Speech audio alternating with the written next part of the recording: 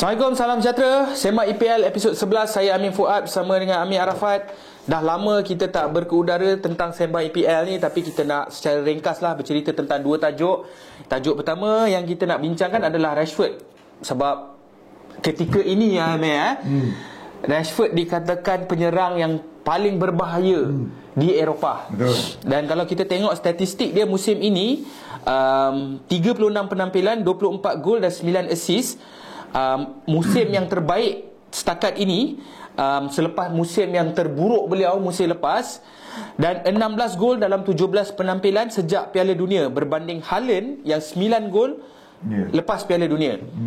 Shots on target pula ketiga tertinggi dalam semua pertandingan. Dan kalau kita ikutkan dari segi statistik, Rashford banyak bermain hantaran bersama Bruno dan juga Eriksen.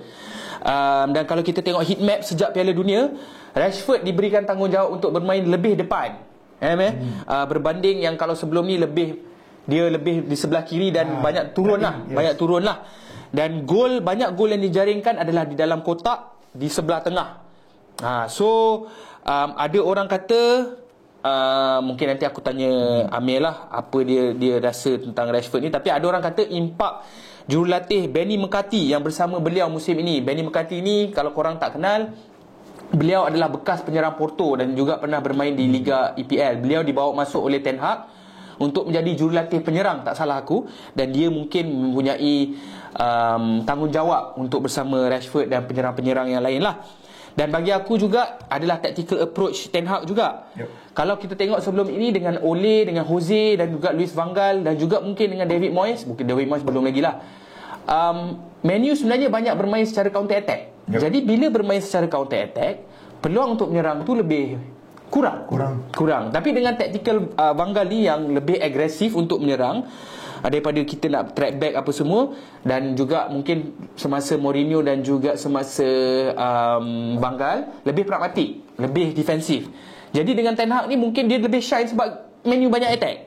Itu salah satu sebab lah yang aku mengatakan Rashford ni kan lebih prolific sekarang ni. Dan aku rasa dia memberikan kelebihan lah kepada Rashford, dan disiplin yang diterapkan oleh Ten Hag sendiri bagi aku. Dia di-drop oleh dia digugurkan oleh Ten Hag bila dia lambat. Katanya tertidur ke apa benda. Maksudnya antara Rashford dan Ten Hag mempunyai relationship yang baik. Walaupun kena drop, tetapi mereka masih mempunyai relationship yang baik kerana disiplin tu. Dan kita tahu sebenarnya selama ini pun Rashford mempunyai skill teknikal yang baik. Cuma kali ini nampak lebih yakin dan lebih konsisten. Kita tahu dia mempunyai bakat, tapi whether bakat tu boleh dikembangkan atau tidak, musim ni kita nampak secara konsisten, tapi masih belum habis lagi lah. Okay, man, kau ada nak tambah sikit-sikit lagi tak? Kalau kau nak letak dalam konteks sebenarnya, 16 gol dalam 17 penampilan tu, dalam tempoh yang sama, Chelsea hanya menjaringkan 6 gol dalam tempoh yang sama. Jadi Rashford sendiri menjaringkan 16 gol. Jadi sejak Liga bersambung balik lepas Disember, aku ada baca juga few moment, few stats yang aku tak dapat kongsi kat sini, tapi boleh tengok perbezaan yang ketara sebelum dan selepas daripada World Cup tu. Kerana nak letakkan dalam konteks yang lain, Rashford dia dah buat dia buat purata gol untuk 79 minit, dia ada sebiji gol, ataupun itu secara purata lah. 63 minit 63 minit dia akan ada satu assist sejak Piala Dunia.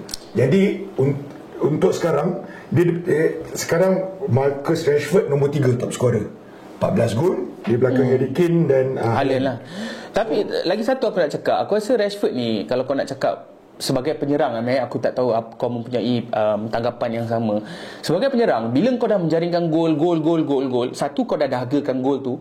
Nombor 2, confident level kau untuk menjaringkan gol tu sangat-sangat tinggi. Maksudnya dia dah jadi macam rutin. Depan gol je gol.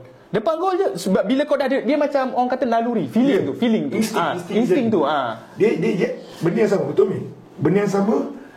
Itu yang kadang bila striker dia tak keep on scoring, macam case Timo Werner. Temu saya cakap, it's about time, you just wait, you tak boleh nak push for goal to come, sebab it's a system kan. So aku rasa been a while. Rashford, aku pernah bertanya dengan seorang fan legend MU. Oh, aku cakap MU kena beli striker. Tak payah, Rashford. Aku rasa Rashford tahun ni cukup matang 25. So dah tiba masa sebenarnya Rashford untuk jadi the main man. yes, sebenarnya. exactly. Solskjaer pun pernah bercakap dalam 1-2 season lepas before dia kena sack. Waktu dia tengah sibuk dengan charity and semua, dia kata it's time for you to back focus on field. Mourinho pernah cakap Rashford punya best position adalah main sebelah kiri. Main sebelah kiri. Tapi musim ni kita nampak beliau banyak bermain di sebelah tengah. Walaupun dia macam Henry sikit lah. Dia main striker, penyerang, tapi dia suka drift daripada sebelah kiri. Tapi dia central striker lah. Betul lah. Dia bukanlah bermain left wing, which dia kena track back. Betul lah. Jadi so aku rasa positional play Ten Hag tu memang mainkan peranan yang penting lah. Kalau kau tengok, obviously as an Arsenal fan, aku rasa macam ada rasa takut tu. Waktu zaman kalau tengok pada zaman Sir Alex, it's like korang dah revive balik.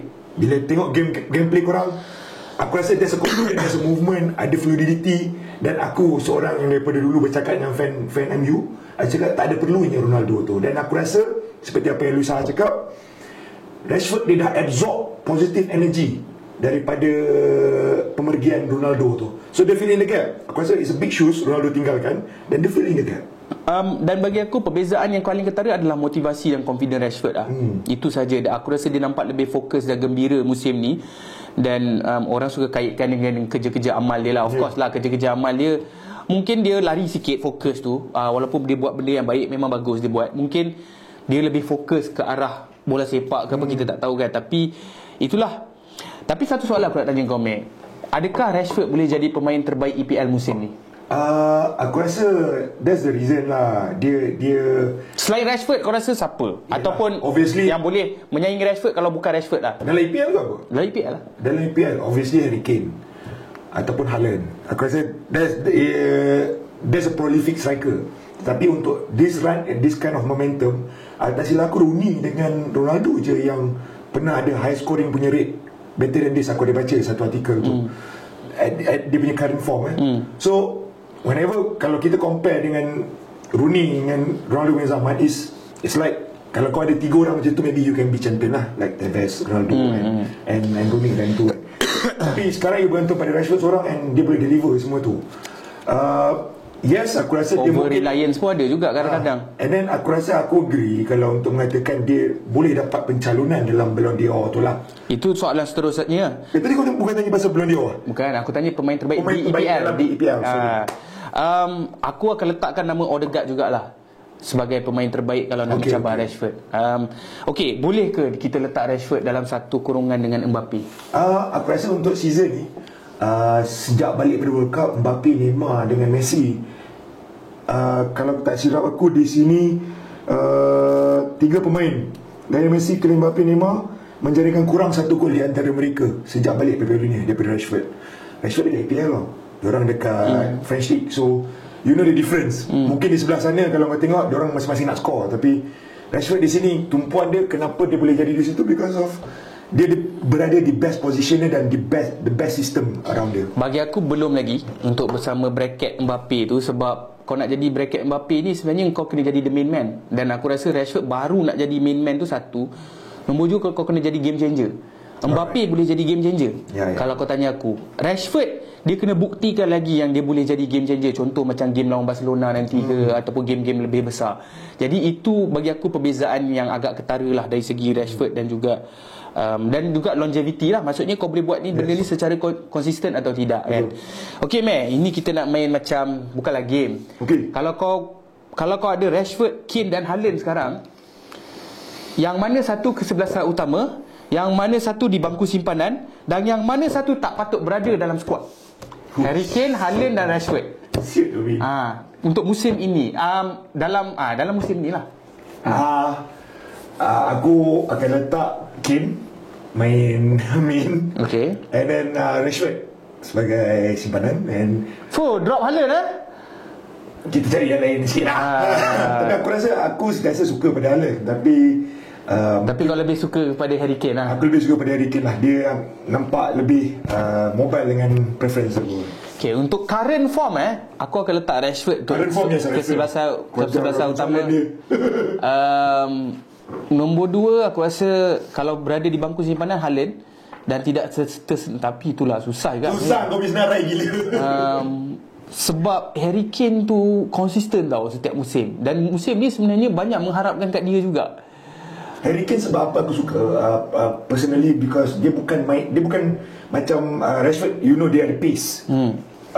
Kane dia tak ada pace, tapi dia tahu guna body language dia untuk shield the ball, untuk attract, dan dia punya positioning at the right time, the right space. Itu aku rasa bergantung kepada experience jugalah. That's why aku rasa. Okay lah, aku letak Harry Kane bangku simpanan lah. Haaland disingkirkan. Okay, bahagian kedua, kita nak cerita lagi dengan Potter. Graham Potter. Okay, kekalahan baru-baru ni dekat Southampton. Graham Potter cakap dia bukan masalah utama. Yes. Dia cakap dia bukan masalah utama, tapi sampai bila soalan sampai bila tu sebenarnya mahu tak. Sebab banyak penyokong Chelsea dah tak sabar. Yes, exactly. Aku rasa diorang pun sekarang on the battle of relegation lah. Nombor 11-12 hari tak adalah relegation. Yelah, jauh lagi. Tapi untuk tim besar berada di situ, kau tak patut lah. Bising lah orang, ya. Bezanya di situ sampai bila tu, sampai aku rasa Graham Potter boleh make the best odd. Aku rasa dia kena select the best 11 dulu, sebab dia punya best 11 dia sendiri pun bertukar-tukar. At least aku rasa dia pun tak tahu best 11 dia. And then because kita kena agree yang the board yang spend banyak tu board. Aku tak rasa pun banyak player dia. Tapi itulah cakap, dia kena cari tapi kau tengok rekod dia 4 perlawanan tanpa menang dah juga. Rekod 25 perlawanan, 9 menang, 7 seri, 9 kalah. 1 gol sahaja dalam 20-23 home game. Rekod yang sangat buruk. Kalau ikut Abramovich tu dah kena pecat dah tu. Dan tapi betul lah, kalau kita tengok pemain-pemain yang dibawa masuk, dia bukan pemain dia. Satu bukan pemain, mungkin bukan pemain yang dibawa masuk. Nombor 2, dia perlukan masa untuk integrate pemain-pemain ni semua. Dan dia tengah musim ni, dia masuk tengah musim. Dan juga nombor 3 yang aku rasa masalah paling utama adalah tiada penyerang. Dan tiada penyerang ni daripada zaman Tuchel lagi yang tak ada masalah. Jadi aku tak rasa benda ni semua salah Graham Potter. Aku rasa mungkin Graham Potter ada salah, tapi bukan masalah utama, bukan punca utama lah kan. Dan aku rasa musim ni tak akan berubah. Aku rasa tak ada perubahan. Kalau kau tanya aku, sebab soalan kat sini, Potter ni patut dipecat ke tak? Aku rasa tak patut dipecat. Sebab Potter dia seorang yang boleh buat keputusan bekerjasama dalam keputusan yang besar. Maksudnya sama ada signing player dia agree ke tak, tapi dia can sit down. Todd Boehly pun one of the reason dia banyak tukar ramai, because Tuchel tak ada nak communicate dengan dia sangat. Jadi aku rasa this is one of the big thing kenapa dia bawa Graham Potter and the whole squad. Dan dia nak tukar the whole backroom staff tu pun satu kerja juga. Dan pemain-pemain yang aku nampak yang dibawa masuk ni lebih kepada individu dia orang bagus, dan banyak pandai gelecek apa semua. Tapi iyalah sebab bawa masuk macam mana kau nak cakap dia nak kena buat tim ni main sebagai satu pasukan itu je. Dia tak cukup masa. Kau kena faham ada seorang player daripada yang baru first time, kebanyakannya Enzo bukan dari Premier punya ada experience, Mudryk bukan dari Premier League punya experience, Joao Felix bukan dari Premier League punya experience. I mean, this is on the core players yang you still nak manage dengan kompetisi EPL, and then you baru masuk semua tengah musim Januari ni. Tapi ada orang cakap dah spend 200 juta. Ada orang kata baik letak Lampard lagi okey sekarang.